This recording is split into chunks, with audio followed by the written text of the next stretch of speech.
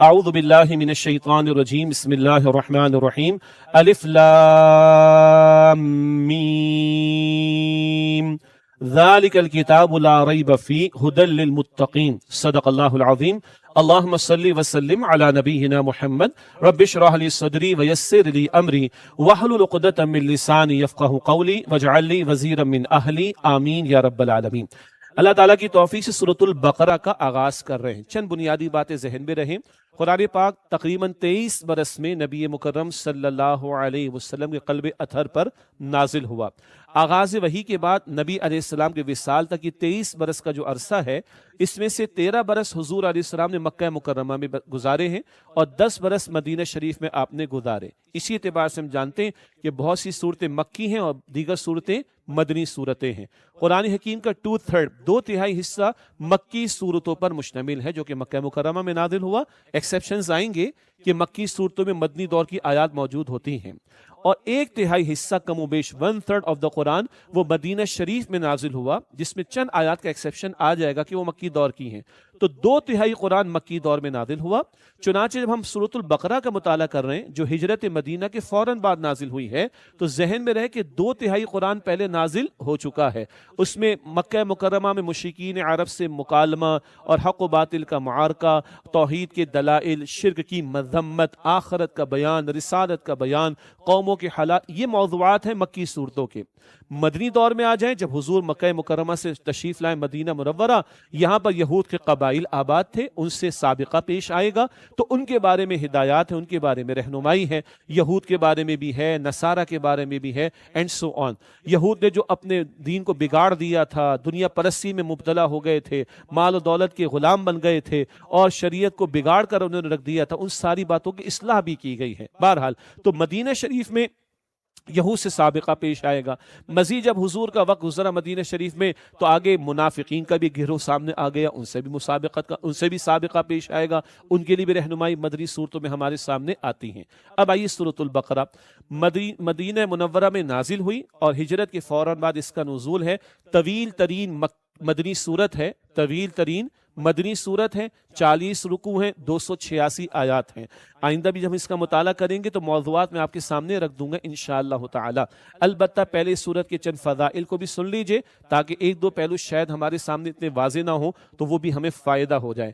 اللہ کے رسول کی حدیث ہے، صحیح مسلم شریف میں آپ نے فرمایا، اپنے گھروں کو قبریں نہ بناؤ، یعنی ذکر و تلاوت سے گھروں کو خالی نہ رکھو جیسے کہ قبریں خالی ہوتی ہیں۔ آگے حضور فرماتے ہیں، بے شک شیطان اس گھر میں داخل نہیں ہوتا جس میں سورۃ البقرہ کی تلاوت کی جاتی ہے۔ آج کل جو پیشہ ور قسم کے عاملین اور آن لائن کمائی کرنے والے عاملین، اللہ تعالیٰ ان کے شرور سے بچائے، جھوٹے پیروں کے شر سے ہمیں محفوظ رکھے۔ اگر گھروں میں کچھ اس طرح کی بات معلوم ہو تو حضور نے فرمایا کہ بے شک شیطان اس گھر میں داخل نہیں ہوتا جس میں سورۃ البقرہ کی تلاوت کی جاتی۔ مسلم شریف کی روایت ہے۔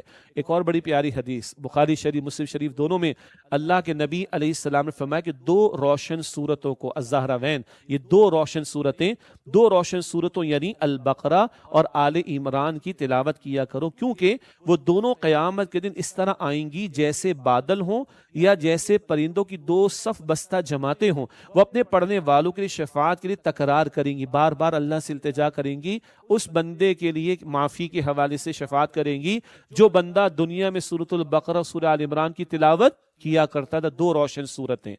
اسی طرح اللہ کے پیارے حبیب علیہ السلام نے فرمایا، جامع ترمذی شریف کی روایت، ہر چیز کی ایک چوٹی ہوتی ہے اور قرآن حکیم کی چوٹی سورۃ البقرہ، کلائمیکس، ہر شے کی چوٹی ہوتی ہے اور قرآن کریم کی چوٹی کیا ہے؟ وہ سورۃ البقرہ ہے۔ یہ جامع ترمذی شریف کی روایت۔ اگلی روایت ہے بخاری شریف میں، آپ نے فرمایا کہ جو شخص بھی البقرہ کی آخری 2 آیات رات میں سونے سے پہلے پڑھے گا اس کے لیے کفایت کر جائیں گے، اس کے لیے کافی ہو جائیں گے۔ البقرہ کی آخری 2 آیات جو معراج کی شب نبی علیہ السلام کو عطا کی گئی، رات کو پڑھنے کی تلقین حضور نے فرمائی صلی اللہ علیہ وسلم۔ اور آخری حدیث مسلم شریف میں آپ نے فرمایا کہ البقرہ کی تلاوت کیا کرو، بہت توجہ فرمائیے گا، البقرہ کی تلاوت کیا کرو، اس کے پڑھنے میں برکت اور چھوڑنے میں حسرت اور بدنصیبی ہے۔ اللہ اکبر۔ البقرہ کی تلاوت کیا کرو، اس کے پڑھنے میں برکت اور چھوڑنے میں حسرت اور بدنصیبی ہے۔ اور اہل باطل، مراد کیا ہے؟ تشریح ہے، جادوگر، کاہن اور مکار لوگوں پر۔ اہل باطل مثلاً جادوگر، کاہن اور مکار، ایسے لوگوں کا اس پر بس نہیں چلتا، یعنی ان کا فریب اثر نہیں کرتا۔ جادوگر ہوں، کاہن ہوں، مکار لوگ ہوں، ان کا اثر نہیں ہوگا کن پر؟ جو سورۃ البقرہ کی تلاوت کا اہتمام کریں۔ اللہ تعالیٰ مجھے اور آپ کو ہم سب کو اس کی توفیق عطا فرمائے۔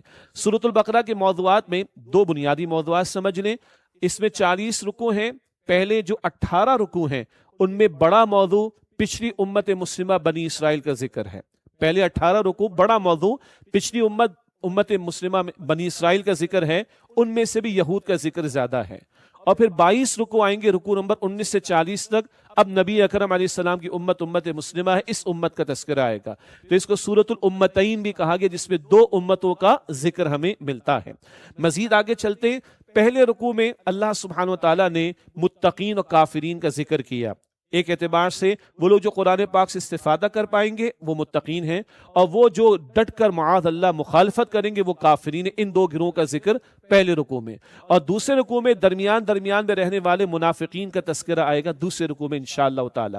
یہ پہلے دو رکوعوں کے موضوعات ہیں، باقی بعد میں آپ کے سامنے رکھ دوں گا انشاءاللہ۔ ایک آخری نقطہ جو انقلابی نوعیت کا نقطہ ہے وہ کیا ہے؟ وہ ہمارے استاد ڈاکٹر اسرار صاحب رحمۃ اللہ علیہ نے واضح فرمایا، جب قرآن نازل ہو رہا ہے تو ایک کشاکش جاری ہے، حق و باطل کا معرکہ سجا ہے، اور نبی اکرم علیہ السلام کی انقلابی جد و جہد وہاں پر جاری ہے۔ اس جد و جہد کے دوران میں ایک وہ لوگ ہیں جو مخلصین متقین، سب کچھ لٹانے کو تیار، یہ اللہ کے نبی علیہ السلام کے پیارے صحابہ، ان متقین کی صفات۔ ایک وہ لوگ ہیں جنہوں نے ڈٹ کر حق کی مخالفت کی، جان تک دے دی۔ ابو جہل قتل ہوا کہ نہیں ہوا بدر میں؟ 70 مشرک بدر میں قتل ہوئے کہ نہیں؟ جنہوں نے ڈٹ کر حق کی مخالفت کی، ان کا بھی ذکر آتا ہے۔ یہ بالکل دو واضح گروہ ہیں، ایک حق کی طرف ایک باطل کی طرف۔ ایک تیسرا گروہ بھی ہوتا ہے، وہ آستین کے سانپ ہوا کرتے ہیں، وہ مفادات کے غلام ہوا کرتے ہیں، جن کو اصطلاح میں منافقین کہا جاتا ہے۔ ان کا تذکرہ بھی آگے چل کر آئے گا دوسرے رکوع میں انشاءاللہ تعالی۔ پھر ڈاکٹر صاحب فرماتے رحمۃ اللہ علیہ، آج یہ چیزیں مس کرتے ہیں، اگر کسی معاشرے میں کوئی انقلابی تحریک ڈو اینڈ ڈائی کے مرحلے میں آ جائے، تو لازماً یہ تین ہمارے سامنے طبقات سامنے آئیں گے۔ ایک وہ جو جان دینے کو تیار حق کی خاطر، ایک وہ جو حق کی مخالفت پر جان دے دے گا، اور تیسرا گروہ بین کی کیفیت والا ہوگا، وہ مفاد پرست ہوگا، ہر ایک سے بنا کر رکھنے کی کوشش کرے گا تاکہ اس کے مفادات محفوظ رہیں۔ یہ انقلابی نقطہ بھی ہمارے سامنے رہنا چاہیے۔ اب آئیے سورۃ البقرہ۔ اعوذ باللہ من الشیطان الرجیم، بسم اللہ الرحمن الرحیم۔ الف لام میم، انہیں حروف مقطعات کہتے ہیں۔ رسول اکرم علیہ السلام نے ان کا مفہوم بیان نہیں فرمایا۔ امت کی مجموعی رائے ان کے بارے میں یہی ہے، کہ ان کا اصل مفہوم اللہ ہی کے علم میں ہے، اور ایک بہتر جملہ یہ بھی ہے کہ یہ ایک راز ہے اللہ اور اس کے رسول صلی اللہ علیہ وسلم کے درمیان میں، حضور نے وضاحت نہیں فرمائی۔ ہاں ان کی تلاوت کرتے ہیں اجر ملتا ہے، اسی لیے ہم بات یہ عرض کرتے ہیں کہ بغیر سمجھے تلاوت کا بھی اجر ملتا ہے۔ قرآن پاک کو بغیر سمجھے بھی اگر تلاوت کی جائے تو اجر ملتا ہے۔ جامع ترمذی کی روایت، اور حضور نے فرمایا کہ ایک حرف پر 10 نیکیاں ملتی ہیں، اور فرمایا کہ الف ایک حرف ہے، لام ایک حرف ہے، اور میم ایک حرف ہے، کتنی نیکیاں ہو گئی؟ 30 نیکیاں ہو گئی۔ رمضان میں کیا ہوتا ہے؟ ہاں، نفل کا ثواب فرض کے برابر، فرض کا ثواب 70 فرضوں کے برابر ہو جاتا ہے۔ بہرحال، اور آخری بات یہ ہے، یہ ایک چیلنج بھی تھا عربوں کو، اپنی عربی پر، اپنی زبان پر بڑا ناز تھا۔ وہ نان عربs کو عجمی و گونگا کہتے تھے، لو تمہاری حروف ہے نا، اس قرآن کو انہی حروف سے اللہ تعالیٰ نے تمہارے سامنے رکھا، اگر تمہیں کوئی شک ہے لے آؤ قرآن جیسا کوئی کلام، آگے ذکر آئے گا، ایک صورت ملتی جلتی لا کر دکھا دو۔ یہ کوئی ایک چیلنج کی طرف بھی ان کے سامنے اشارہ۔ الف لام میم، ذالک الکتاب لا ریب فیہ، یہ وہ کتاب ہے جس میں کوئی شک نہیں۔ ایک مفہوم تم نے دعا کی، اہدنا الصراط المستقیم، اللہ ہی نے دعا سکھائی، اللہ ہی قرآن پاک تمہارے سامنے رکھ رہا ہے۔ ہاں، سورہ فاتحہ بھی قرآن پاک ہی کا حصہ ہے، لیکن سورہ فاتحہ دعا، اور الف لام سے لے کے والناس تک یہ جواب دعا ہے۔ تو جو تم مانگ رہے ہو ہدایت، وہ اس قرآن پاک میں، جس میں کوئی شک نہیں ہے۔ اور ایک اور پہلو بھی ہے، کیونکہ یہود سے بھی سابقہ پیش آئے گا، مدینہ شریف میں یہود سے بھی مکالمہ ہوگا، ڈائلاگ ہوگا، تو جو ان کی کتابوں میں اولڈ ٹیسٹمنٹ ہے، ڈیٹریانومی کی بک ہے، اس میں الفاظ موجود ہیں، موسیٰ علیہ السلام کا کلام موجود ہے کہ اللہ انہی میں سے ان کے بھائیوں کے مانند ایک رسول کو مبعوث فرمائے گا اور اس کے منہ میں کلام ڈالے گا۔ موسیٰ علیہ السلام کو تورات لکھی ہوئی عطا ہوئی، نبی مکرم علیہ السلام کے قلب مبارک پر قرآن پاک نازل ہوا، آپ کی زبان مبارک سے جاری ہوا۔ تو موسیٰ علیہ السلام نے جو بشارت نبی صلی اللہ علیہ وسلم کے بارے میں عطا فرمائی تھی، اس کا تذکرہ بھی یہاں پر گویا کہ اشارتاً ہو رہا ہے۔ فرمایا ہدل للمتقین، متقین کے لیے ہدایت ہے، یہ شرط آ گئی ہے تمام انسانوں کے لیے۔ سورہ البقرہ آیت نمبر 185، ہدل للناس سارے انسانوں کے لیے ہے، ملے گی کن کو؟ جن میں تقوی ہوگا۔ اور روزے کا حاصل کیا ہے؟ لعلکم تتقون، البقرہ آیت 183، تم میں تقوی پیدا ہو، روزہ رکھ کر تقوی پیدا کرو۔ Now you qualify to get the guidance from the قرآن۔ اب تقوی پیدا ہوگا تو تم قرآن پاک سے ہدایت دے سکو گے۔ اب رات میں قرآن سنو سمجھو تاکہ تمہیں ہدایت ملے۔ اللہ ہم سب کو متقین میں شامل فرمائے، اور اہدنا الصراط المستقیم، اللہ اس قرآن پاک کے ذریعے سے ہم سب کو ہدایت عطا فرمائے۔ ہدل للمتقین، یہ متقین کے لیے ہدایت ہے۔ متقین کسے کہتے ہیں؟ تقوی کسے کہتے ہیں؟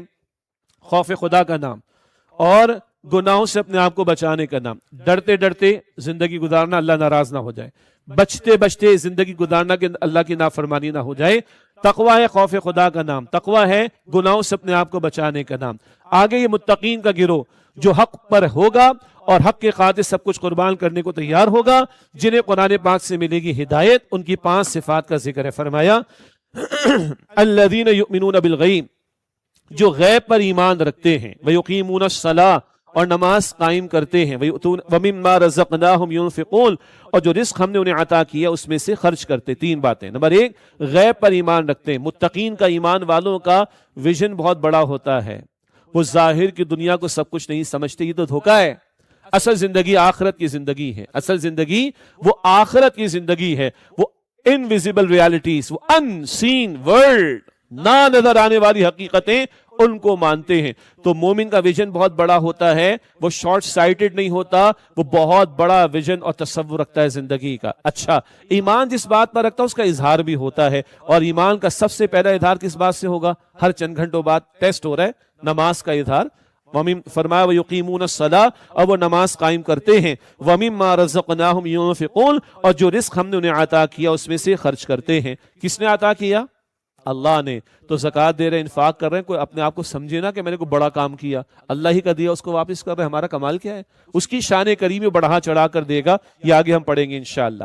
تو ایمان دل میں ہوگا، عمل ثبوت پیش کرے گا، اور عمل میں پہلا عمل نماز کا ذکر آ گیا، دوسرا عمل انفاق کا ذکر آ گیا۔ گویا تمہاری جان بھی اللہ کے احکامات پر عمل کرنے میں لگنی چاہیے، اور تمہارا مال بھی اللہ کے احکامات پر عمل کرنے میں لگنا چاہیے۔ بدنی عبادات کا ذکر بھی آ گیا اور مالی عبادات کا ذکر بھی آ گیا۔ چوتھی صفت، والذین یؤمنون بما انزل الیک، اور جو لوگ اس پر ایمان رکھتے ہیں جو آپ صلی اللہ علیہ وسلم کی طرف نازل فرمایا گیا، وما انزل من قبلک، اور اس پر بھی جو آپ سے پہلے نازل فرمایا گیا۔ جو آپ پر نازل ہوا اس پر بھی ایمان، اور جو آپ سے پہلے نازل ہوا اس پر بھی ایمان۔ مسلمان براڈ مائنڈڈ ہوتا ہے بھائی، خامہ خام پر نظام ہے کہ نیرو مائنڈڈ ہوتا ہے، تنگ نظر ہوتا ہے۔ ہم موسیٰ علیہ السلام کو نہ مانے مسلمان نہیں ہو سکتے، عیسیٰ علیہ السلام کو نہ مانے مسلمان نہیں ہو سکتے۔ کیا خیال ہے؟ ہم براڈ مائنڈڈ ہیں یا یہود و نصارہ براڈ مائنڈڈ ہیں؟ ہم براڈ مائنڈڈ ہیں بھائی، جو آپ پہ نازل ہوا اس پر ایمان، اور جو آپ سے پہلے نازل ہوا اس پر بھی ایمان۔ یہ تو ہم براڈ مائنڈڈ ہو گئے، بڑا وسیع تصور ہے، ہمارا دل بھی وسیع، ہمارا ذہن بھی وسیع ہے۔ ہر دور میں اللہ نے بندوں کی ہدایت کے لیے جو کلام نازل کیے، جو رہنمائی عطا کی، سب پر ہمارا ایمان ہے، ہمارا دل بڑا وسیع ہے۔ ہاں، ایک اور اہم نقطہ، آپ پر نازل ہوا اور آپ سے پہلے، آپ کے بعد کا ذکر نہیں ہے، یہ ختم نبوت کی دلیل بھی ہے، یہ ختم نبوت کی دلیل بھی ہے، آپ پر اور آپ سے پہلے کا ذکر ہے، آپ کے بعد کا تذکرہ نہیں ہے۔ فرمایا وَبِالْآخِرَةِ هُمْ يُوقِنُونَ، اور آخرت پر وہ یقین رکھتے ہیں۔ بہت اہم بات، 5 صفت آئی، ایمان سے آگے بڑھ کر یقین، ڈیپتھ آف کنوکشن جسے کہا جائے گا۔ یہ ایمان جب گہرائی میں اترتا ہے، گہرائی میں اترتا ہے، اس کی ڈیپتھ اور اس کی گہرائی اور اس کی گہرائی کی کیفیت کو یہ یقین کہا جاتا ہے۔ آخرت پر یقین رکھتے ہیں، بہت اہم بات ہے۔ ہمارے عمل پر سب سے زیادہ آخرت کا عقیدہ اثر انداز ہوتا ہے، اس لیے اس کے لیے یقین کا لفظ آیا۔ وآخر دعوانا ان الحمد للہ رب العالمین، والسلام علیکم ورحمۃ اللہ وبرکاتہ۔